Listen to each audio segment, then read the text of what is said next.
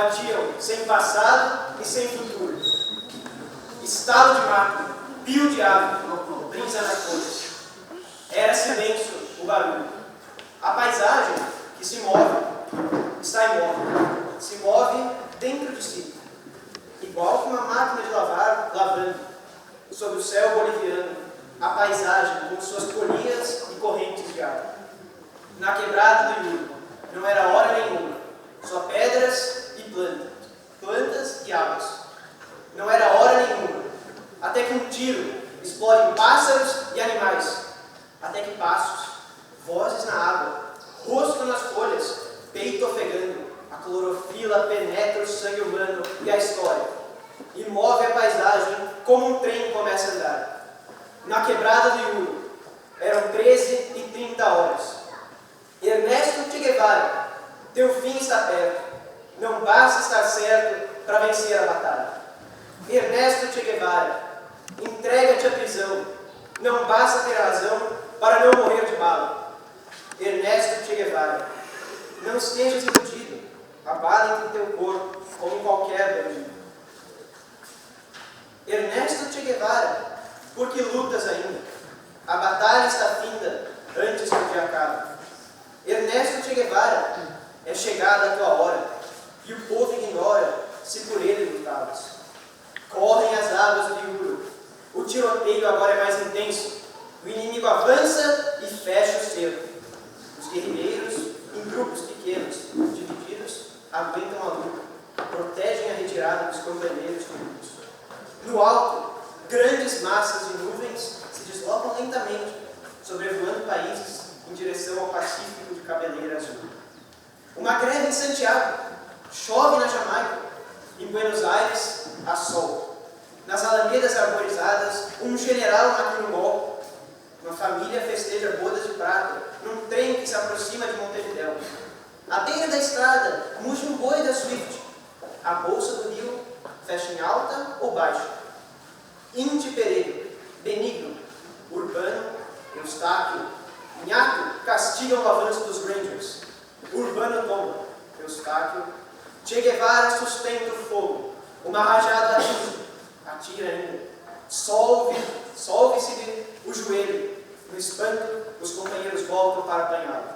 É tarde. Morre. A noite veloz se fecha sobre o rosto dos mortos.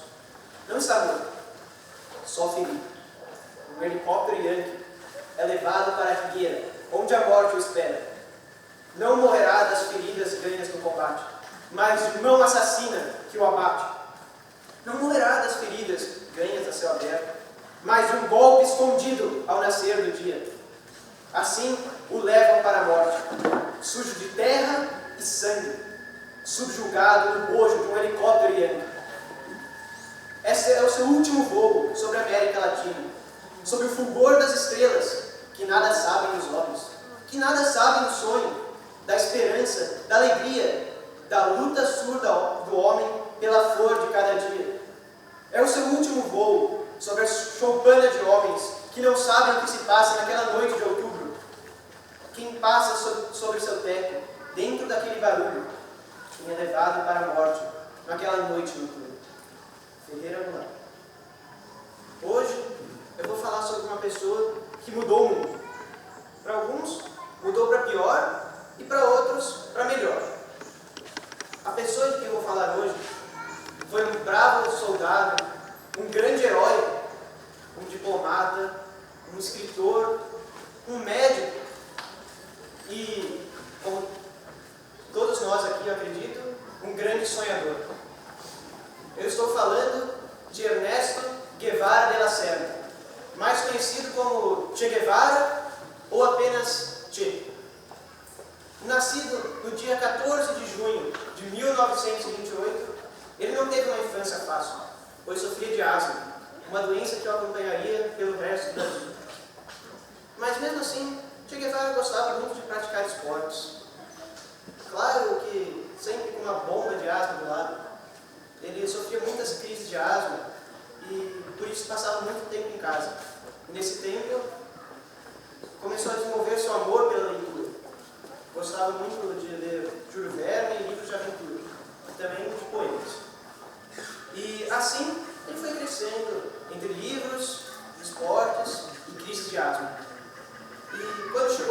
17 anos, em 1945, ingressou na faculdade de medicina.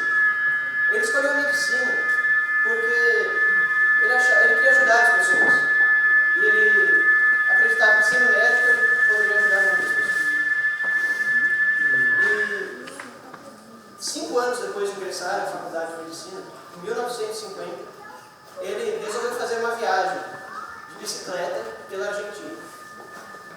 Ele percorreu 4.500 quilômetros de bicicleta. E durante a viagem parou num leprosário, o leprosário de Chañar, onde trabalhou um tempo. Depois dessa viagem, ele voltou para Buenos Aires, como estudava, e continuou estudando. Mas em 1951, um amigo seu de escola, médico, formado, chamou ele para fazer uma viagem de moto para um leprosário na Ilha de Páscoa, no Chile. E Che Guevara topou e resolveu viajar com ele. E assim, os dois partiram rumo ao Chile. Chegando lá, a balsa que os levaria para a Ilha de Páscoa não estava em funcionamento. Então, eles não tinham como ir para lá. Mas mesmo assim, resolveram ir para outro leprosário. O leprosário São Paulo, no Peru. E a moto que eles estavam indo quebrou no meio do caminho. Então continuaram a viagem a pé e de carona. Chegando no leprosário São Paulo, eles começaram a cuidar dos doentes, começaram a observar os doentes, mas eles não estavam precisando de ninguém para trabalhar lá.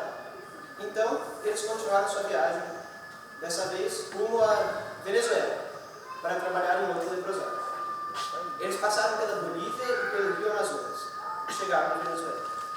Eles ficaram lá trabalhando um tempo, mas Che Guevara tinha que voltar para a Argentina para concluir seus estudos. Seu amigo, Alberto Granado, disse que ficaria na Venezuela para trabalhar no leprosário. E Che Guevara disse que quando terminasse os estudos, voltaria para lá. Porém, essa viagem pela América do Sul de Che Guevara mudou o jeito como ele via as coisas, pois ele viu que o povo da América sofria com muita fome, desigualdade, doenças, e ele começou a pensar que ser médico apenas talvez não fosse o suficiente para ajudar as pessoas. E ele ficou com isso na cabeça. Então, ele voltou para a Argentina e depois de um ano de muito estudo, trabalho, conseguiu terminar a faculdade de medicina. E assim, como prometera ao seu amigo Alberto Granado, partiu para rumo à Venezuela.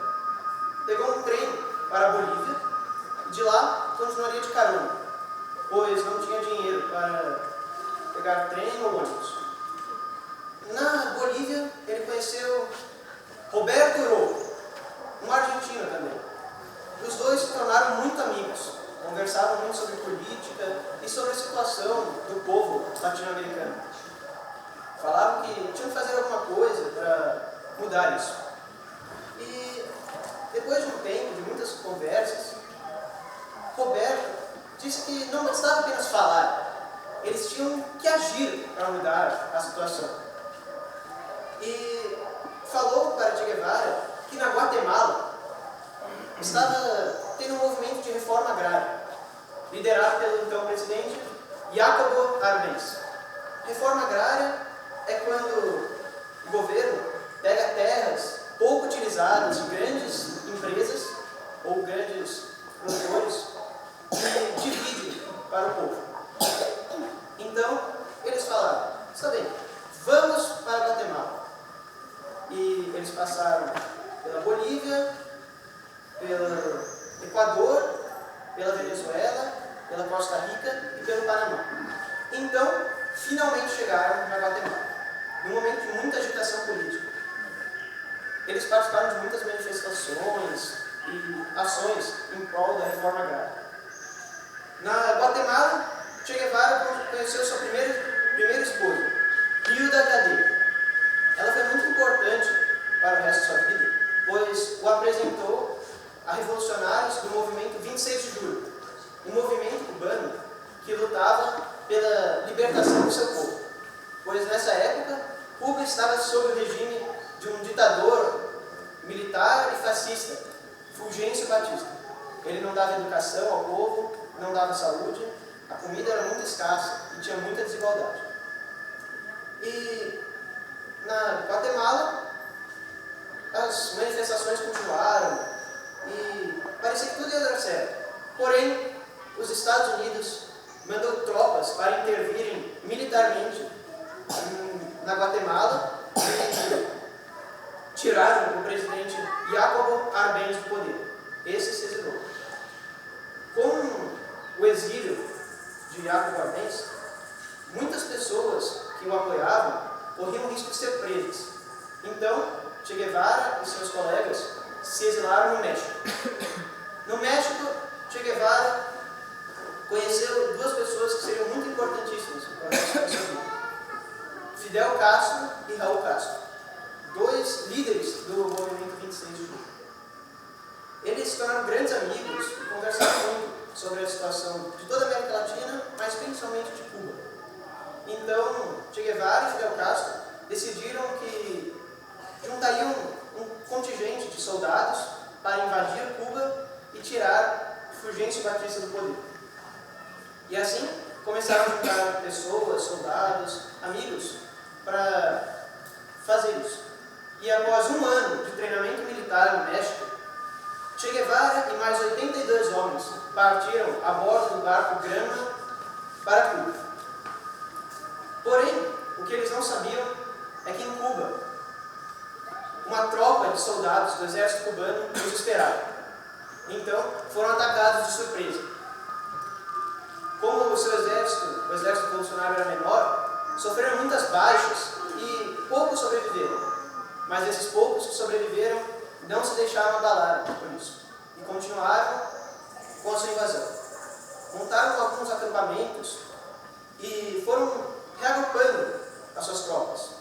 E muitos camponeses que estavam descontentes com a qualidade de vida de Cuba se uniram a eles para essa revolução. E rapidamente eles conseguiram reaver as perdas e ficaram com um exército até maior. E assim foram 2 anos de lutas intensas, de 1957 a 1959. O exército revolucionário lutou em montanhas, planícies, campos, florestas e manas. Tudo com a ajuda do povo, claro. E então, no dia 1º de janeiro de 1959, o ditador Fulgêncio Batista foge de Cuba e abandona o poder. Assim, o exército revolucionário entra vitorioso em Havana, a capital de Cuba.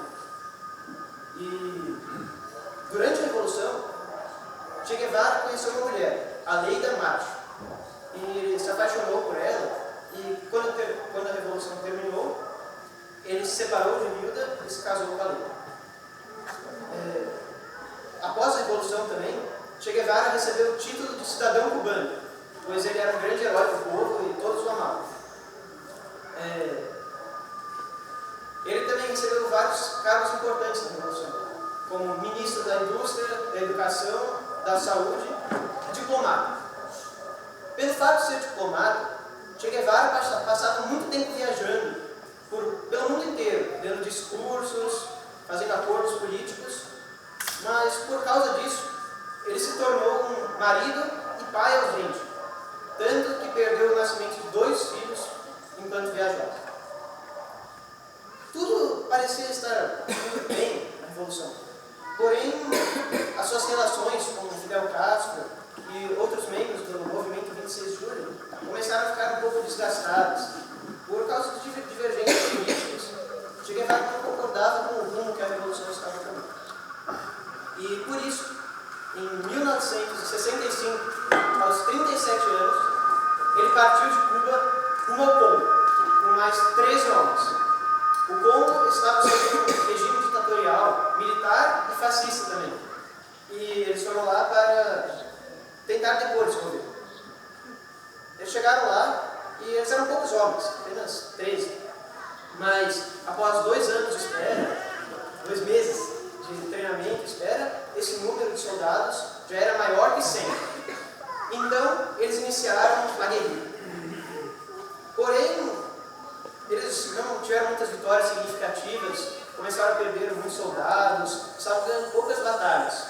Então, após 6 meses de guerrilha, eles resolveram abandonar o Cuba. E assim, Che Guevara voltou para Cuba para preparar uma nova invasão, dessa vez na Bolívia. Ele juntou alguns cubanos e então partiu para lá. Chegando na Bolívia, ele pediu ajuda para o presidente do Partido Comunista Boliviano, ajuda para armamento, soldados, logística, porém o presidente do partido se recusou a dar qualquer tipo de ajuda para essa guerrilha. E assim, ao contrário das expectativas de Che Guevara, seu exército ficou muito mais fraco do que ele achava que ficaria. Mas mesmo assim, ele não desistiu e resolveu que mesmo assim faria guerrilha. E após alguns meses de espera, eles começaram a sua revolução. Porém, também começaram a ter muitas derrotas, ganharam poucas batalhas, e por causa disso, muitos soldados e camponeses que haviam se juntado ao exército começaram a desertar. E por causa disso, muitas informações começaram a vazar, como estratégias, próximos pontos de ataque e muitas informações. E assim, a CIA e o governo boliviano conseguiram muitas informações dos revolucionários. E assim, armaram uma emboscada para o exército guerrilheiro. E dessa maneira, no dia 8 de outubro de 1967, Che Guevara foi capturado na quebrada do Ilu e levado num helicóptero americano para La Higuera, onde em 9 de outubro de 1967 foi assassinado covardemente num complô maléfico da CIA e do exército boliviano, com um tiro no peito. E como se não bastasse, esconderam seu corpo por mais de 3 décadas. Em 1997, seus restos mortais foram encontrados e levados para Cuba. Che Guevara morreu, mas, como disse Martin Luther King Jr., você pode matar o sonhador, mas não pode matar o sonho. E assim, o legado de Che Guevara continua inspirando milhares de pessoas no mundo inteiro a seguirem seus sonhos e a mudar o mundo. Eu escolhi fazer a biografia do Che Guevara porque, desde pequeno, eu via esse livro na casa, com essa figura na capa, e eu me interessava pelo rosto dele. Eu pensava, nossa, quem é essa pessoa? Che, eu via assim, pensava. Eu queria conhecer um pouco mais dessa pessoa. E quando eu tinha 9 anos, meu irmão fez a biografia também. E nessa época eu comecei a pensar, de quem eu vou fazer a biografia quando chegar no meu irmão? E nessa mesma época, eu assisti um filme sobre a vida de Che Guevara.